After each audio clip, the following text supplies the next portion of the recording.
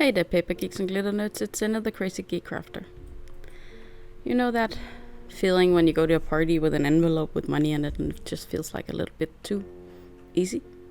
So I decided to make a picture for the wall of my friend who was holding a birthday. Now she has a lot of plants and she loves them like babies. She names everyone and takes great care of them. So I figured I would give her a sign that said, "Proud Plant Mama." And I am choosing 5 pattern papers from this block. I don't think you can get it anywhere anymore. That's typical with my pattern paper. But it was bought in Bilka in 2020. I picked out my papers and I will sketch out the design and cut it. And then I'm going to transfer the pieces onto my pattern paper. And then I think I will return and we'll see what comes next together.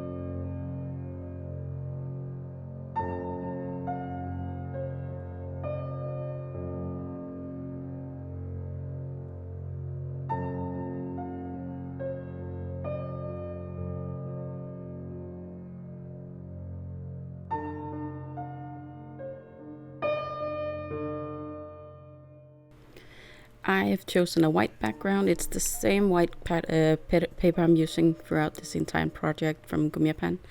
And I did make a boo-boo cutting this leaf paper that I also used for the card for this gift. That video was released last week, and I'll put a link in the description for you, or in the corner. They're called cards, I think, for you to find the video easier. With all the pieces in place, I just need something to space between them so that I get an equal distance between each piece, and I've picked a scrap of paper that is straight and about 1 centimeter wide. I think a bit less maybe. I was looking at it, I was eyeballing it, I just didn't want something too wide.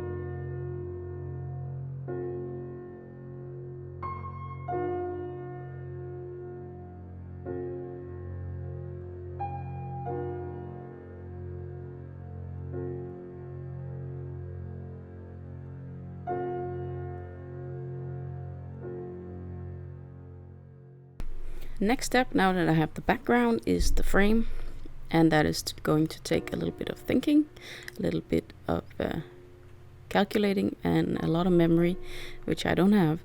So it's a good thing that I have my videos and a puppy break, of course. Jana wanted to see what I was doing, and she wanted to walk all over everything. But I made a frame like this for Christmas a few years ago for a project. I can link that one as well. And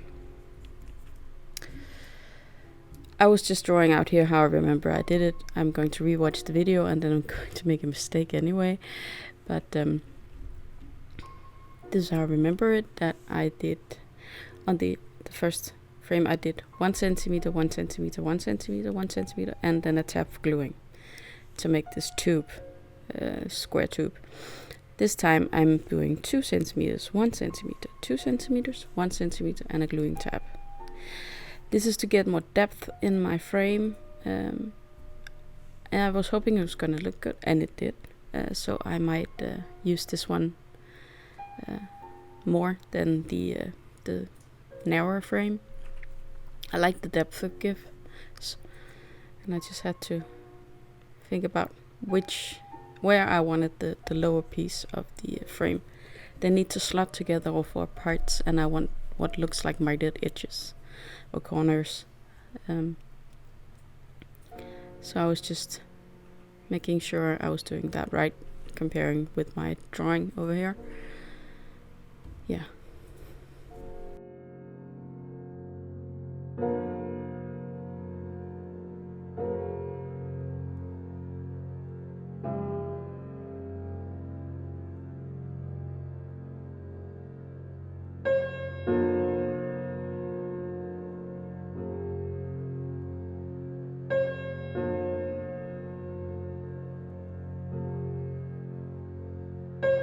It's sometime later, and I have rewatched the video, and that's why I made a correction on my drawing there.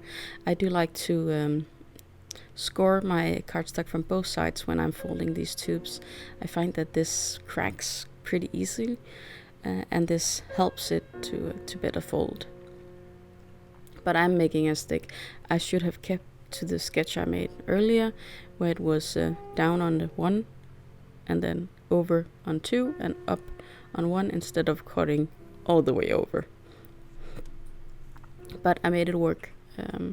And I do actually also cut one of them a bit crooked. That's going to be annoying later on.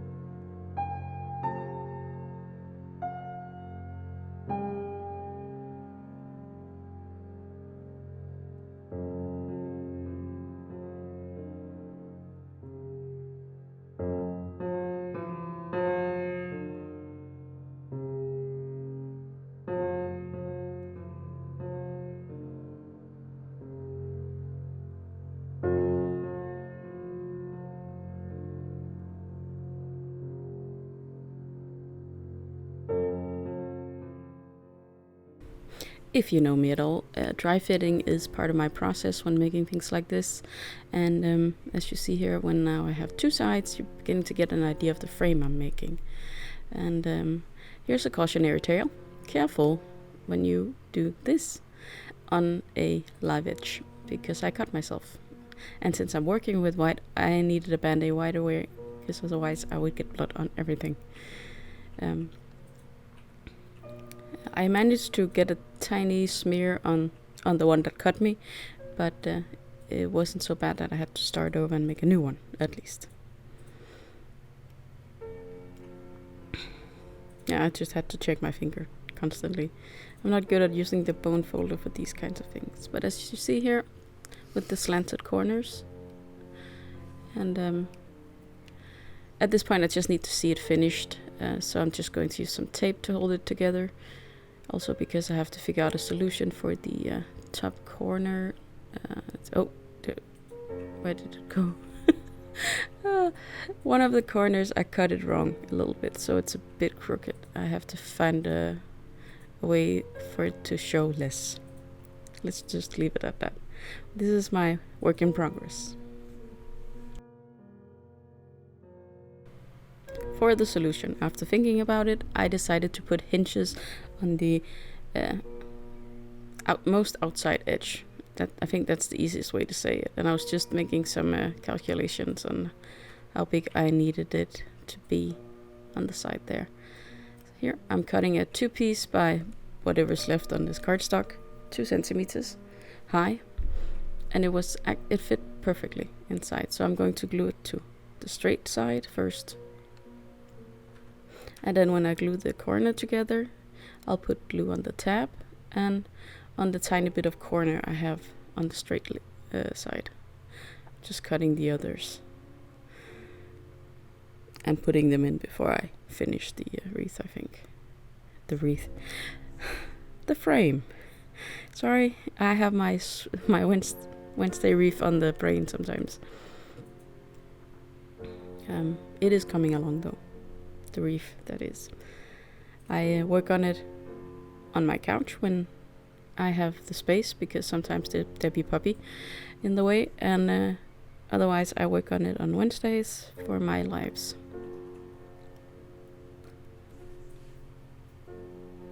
Let's see. And I was very careful to get the bend of the paper, the score line, if you like, as close to the edge as possible. And I'm just going to need a tool to keep the frame straight. And of course it was on the bottom of this in my drawer, but I got it out, and it's just made it a bit easier to glue it straight. It does take a bit of time for the glue to set, but not that much.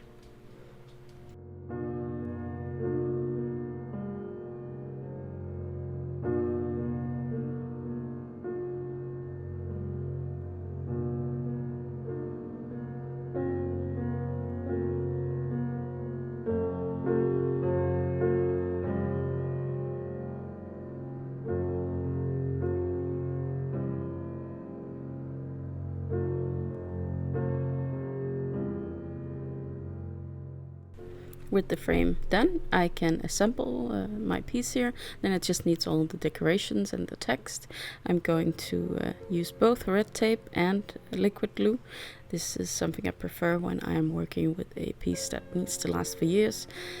I find that a lot of tape disintegrates over the years, even discolors the cardstock, but I have had no problems with the red tape. And then I always add the liquid glue for strength in the long one.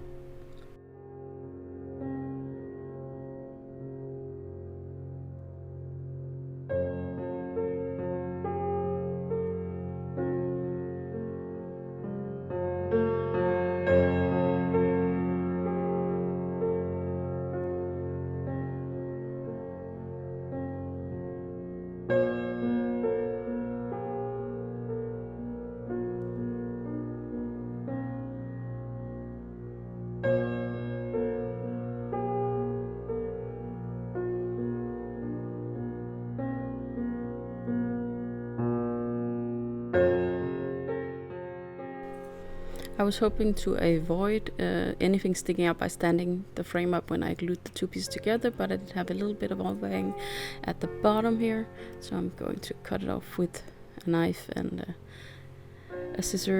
pair of scissors, and anything really that would help me out. I maybe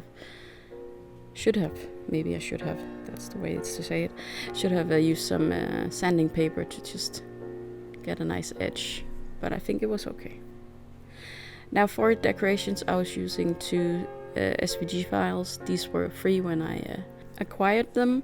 The two green leaves are from GinaCCreates.com, whereas the other ones are from lovesvgs.com. And as I say, here are the file names. I don't know if they're still there, and I don't know if they're still free. I only use 3 of the designs for this project, but the others are just in my digital storage. I used my BrotherScan'n'Cut program called Canvas to write out the sentiment, or whatever you called it on a picture, the statement, proud plant mama, in a funky font, and now I'm just going to have to glue everything together. Easy peasy. Easy. Maybe not too much. I didn't think about these letters being so skinny on one side, but it worked and they look great.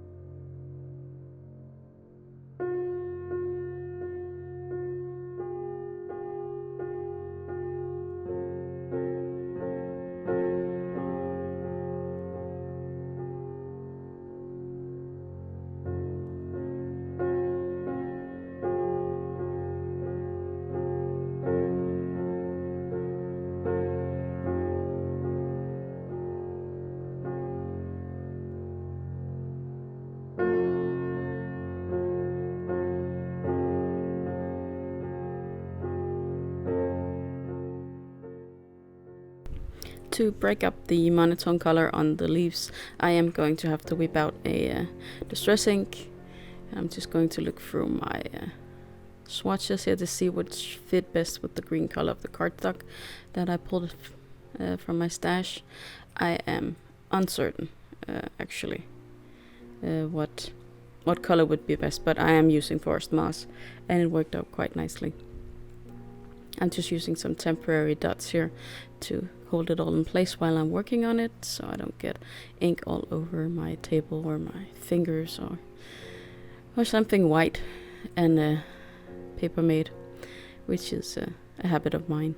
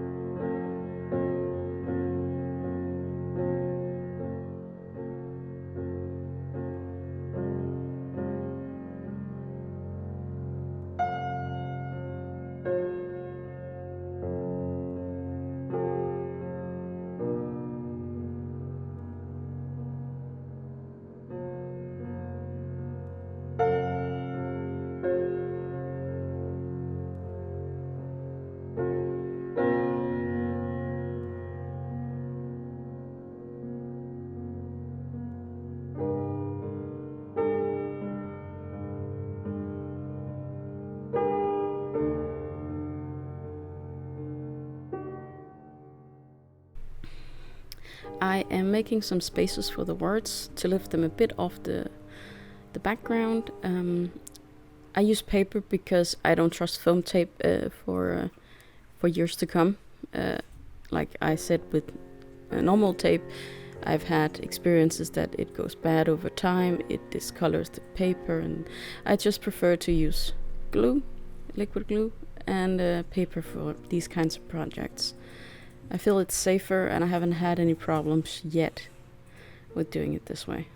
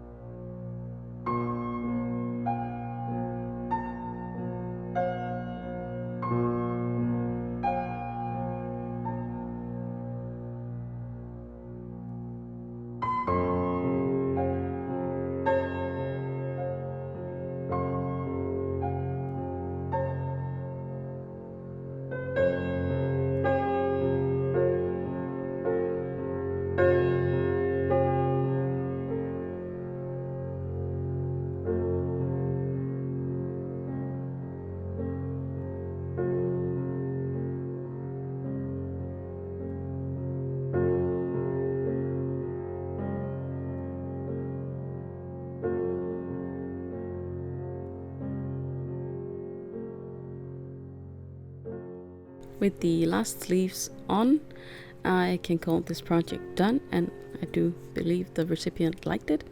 There's one part I didn't film because, well, I was in a hurry. I put one of these hangers on the back. I've had it in my stash for so long that apparently the company's gone out of business, but other companies do make hangers like this.